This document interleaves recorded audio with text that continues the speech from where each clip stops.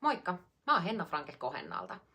Mä olen kasvanut teollisuushallin pihalla ja nähnyt, kuinka periksiantamattomuudella rakennetaan vientikauppaa yli 30 maahan, automatisoidaan tuotanto ja luodaan uutta.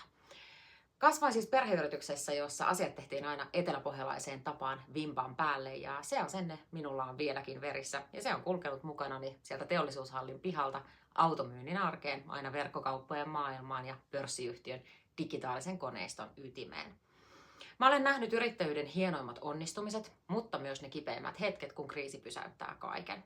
Siksi tiedän, että PK-yrittäjän arkeen tarvitaan muutakin kuin teoreettisia malleja.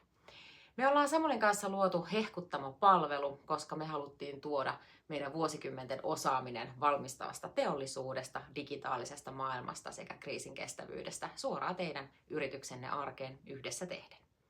Hehkuttamo ei ole vain markkinointikalentereita tai somepostauksia, vaikka nekin tärkeitä ovat.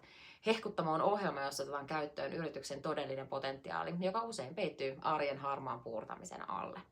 Me tiedämme, miltä tuntuu vastuu työntekijöistä, tuotesuunnittelusta, kehittämisestä, myynnistä ja markkinoinnista, kun hoidettavana on miljoona muutakin asiaa. Me tiedetään, miltä tuntuu, kun intoa ja osaamista riittää, mutta suunta ja tekemisen rytmi puuttuu. Me emme tarjoa myyntipuheita, vaan asiantuntemusta, joka perustuu todellisiin realiteetteihin, niihin, jotka olemme kokeneet tavallisessa arjessa eri yrityksissä. Me tullaan tekemään asiat vimpan päälle nykypäivän työkaluilla niin, että kaikki mitä teille teemme, osaatte myös itse jatkossa tehdä. Meille mikään ala ei ole vieras. Olemme itse työskennelleet vuosia useilla eri toimialoilla, teollisuudesta tukkumyyntiin ja ravintola-alalle. Lisäksi ollaan laitettu kädet saveen asiakkaiden kanssa sotesta rakentamiseen. Laitetaan siis perusasiat rullaamaan, löydetään kompastuskivet ja katsotaan, että ne poistuvat tieltä.